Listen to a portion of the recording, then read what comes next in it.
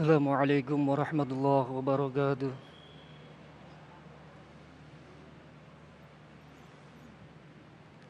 أعوذ بالله من الشيطان الرجيم.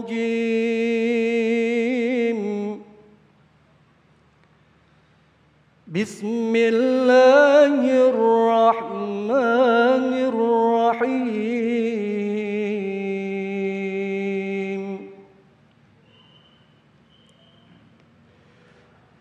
قد خسر الذين قتلوا أولادهم سفها بغير علم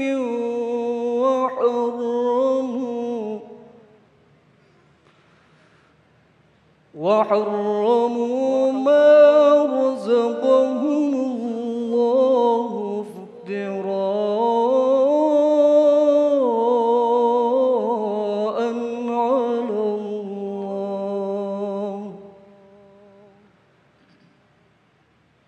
قد ضلوا وما كانوا مهتدين.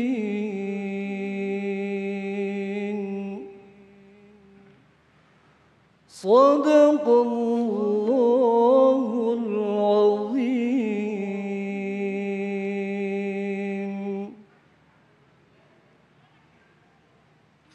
Assalamualaikum warahmatullahi wabarakatuh. Alhamdulillahirabbil alamin. Allahumma shalli ala sayyidina Muhammad wa ala ali sayyidina Muhammad. Segala puji bagi Allah yang kembali mempertemukan kita dalam majelis ilmu damai nusaku yang kali ini disiarkan secara langsung dari Masjid Jami Ar-Rahmah Bekasi Utara.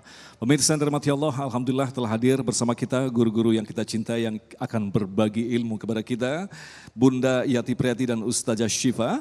Kita akan mengangkat tema yang sangat menarik sekali berkaitan dengan anakmu adalah kunci surgamu. Kita tahu bahwa surga memiliki banyak pintu, surga pula memiliki banyak kunci. Di antaranya salah satunya adalah keturunan-keturunan kita. Bagaimanakah penjelasannya? Ikuti terus Damai Nusaku, dan untuk itu seperti biasa bagi Anda untuk memperdalam tema kita, seperti biasa kami undang Anda untuk mengirimkan pertanyaan-pertanyaan melalui Instagram di @damai_tv1 dengan hashtag anakmu kunci surgamu. Inilah Damai Indonesiaku yang dipersembahkan oleh Sarung Wadimor, tentu sarung kita. Silakan Ustaz. A'udzu billahi minasyaitonir rajim. Bismillahirrahmanirrahim. Assalamualaikum warahmatullahi taala wabarakatuh. Alhamdulillah alladzi khalaqal insana li'ibadatihi wa amruhum bitauhidihi wa ta'atih. Allahumma salli ala Sayyidina Muhammad wa ala alihi Sayyidina Muhammad. Rabbi srahli sadri wa yassirli amri wahlul uqdatam min lisani yafqahu qawli, amma ba'd. Ibu-ibu jamaah Masjid Al-Barkah, bapak-bapaknya juga yang hadir, Al-Barokah, Ar-Rahmah, Masya Allah salah sebut ini. Ada Mas Agung juga, Bunda Yati dan para guru-guru yang ada di rumah, mohon maaf ya Bu ya, serimpet dikit. Masjid Ar-Rahmah, Masya Allah. Ini kalau dilihat dari wajah-wajahnya penuh kasih sayang semuanya.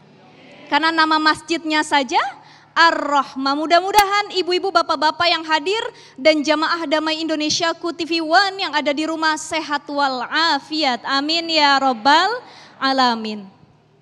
Islam itu adalah al-Islam dinul maslahah. Islam adalah agama yang sangat menjunjung tinggi kemaslahatan. Nah, salah satu cara untuk mencapai kemaslahatan adalah dengan cara pernikahan. Ibu yang hadir sudah nikah semua? Bapak-bapak sudah nikah? Sudah, mau nambah katanya. Salah satu kemaslahatan dalam agama adalah dengan jalan pernikahan.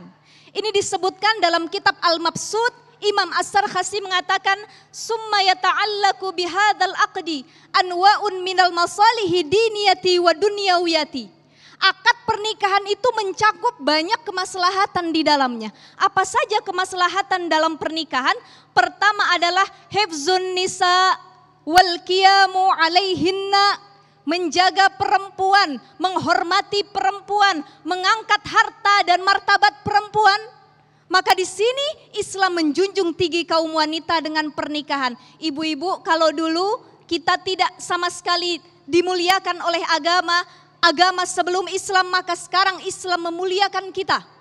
Melahirkan, menyusui, ngurus anak, pahalanya jihad. Taat sama suami, masuk surga dari pintu manapun.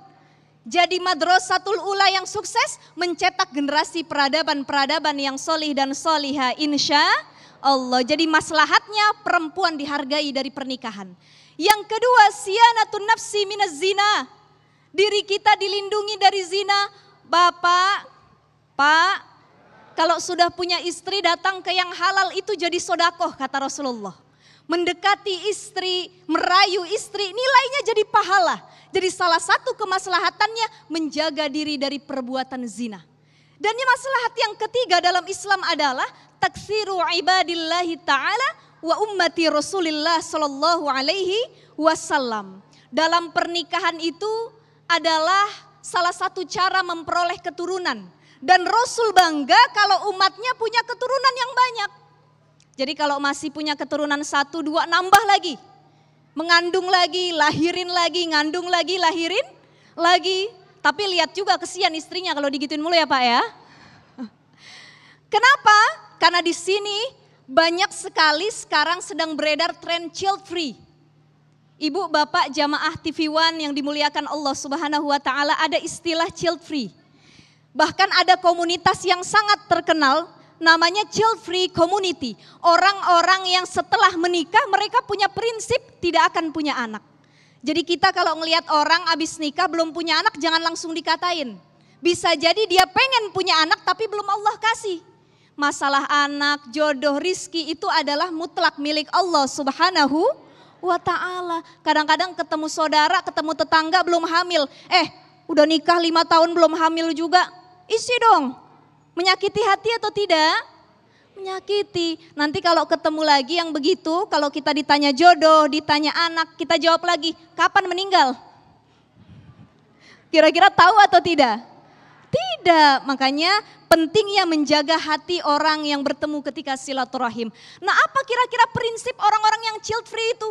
Mereka tidak mau punya anak pertama karena faktor genetik. Mereka khawatir akan genetiknya. Kalau saya punya anak nanti sama suami takut anaknya nggak ganteng, nggak cantik kayak saya sama suami. Oleh karenanya dia nggak mau punya anak, betul nggak? Nih ibu-ibu sering begini Pak, kata ibu-ibu bilang, ya Allah 9 bulan mengandung, yang nyusuin saya, yang ngebesarin saya, mukanya mirip bapaknya. Masih mending daripada mirip bapak orang lain ya Bu, apalagi mirip muka tetangga. Kan bingung ini anak siapa jadinya gitu kan. Jadi pertama mereka takut punya anak karena takut genetiknya tidak sesuai dengan mereka. Yang kedua adalah faktor finansial. Ya Allah saya takut punya anak, saya berprinsip selama menikah tidak mau punya anak. Karena takut anak saya nggak bisa dibiayain, tidak ada rizkinya sama sekali. Padahal Allah telah menjanjikan dalam Al-Quran, وَمَن يَتَّقِ اللَّهَ يَجْعَل لَّهُ مَخْرَجًا وَيَرْزُقْهُ مِنْ حَيْثُ لَا يَحْتَسِبُ. Kata Allah, siapa yang bertakwa kepada Allah dibuka rizkinya dari jalur manapun, pintu manapun, selama dia masih bertakwa kepada Allah Subhanahu wa ta'ala. Yang ketiga, orang-orang yang tidak mau memiliki anak ini punya prinsip karena anak ini sesuatu yang memusingkan. Itu lebih kembali kepada orang tua, mentalnya belum siap. Makanya penting untuk kita semua kalau hendak menikah itu harus belajar ilmu parenting, ilmu pernikahan. Kenapa? Agar mental kita lebih siap menjadi orang tua dan melahirkan generasi yang soleh dan solihah insya Allah. Dan kelebihan punya anak, ibu pertama anak bisa jadi qurrata a'yun. Yang kedua kalau kita wafat anak bisa mendoakan, apalagi kalau dia jadi anak solih insya Allah. Dan yang ketiga, kalau anak-anak kita jadi para penghafal Quran, mereka akan jadi ahlullah, keluarganya Allah. Dan dijanjikan orang tua dari penghafal Quran akan diberikan mahkota kelak di surganya Allah Subhanahu wa ta'ala. Mudah-mudahan Allah karuniakan kita keturunan yang solih dan solihah. Amin Wallahu ya a'lam Rabbal bishawab. Alamin. Terima kasih Ustazah, pemirsa yang dirahmati Allah. Itulah tadi sebuah gambaran kepada kita betapa ternyata makhluk akhir zaman dipenuhi dengan ketakutan-ketakutan dan paranoid. Bisa-bisa hidupnya tidak beruntung ketika dia mendapatkan anak. Padahal agama ini mengajarkan kepada kita agar kita tidak terlalu percaya diri dengan amalan-amalan kita. Bisa jadi masuknya surga diri kita karena keturunan-keturunan kita atau doa daripada keturunan-keturunan kita. Lantas bagaimanakah melahirkan keturunan-keturunan pewaris surga? Insya Allah Bunda Yati akan menjelaskan selepas pesan-pesan berikut ini. Damai Indonesiaku yang dipersembahkan oleh Sarung Wadimor, tentu sarung kita.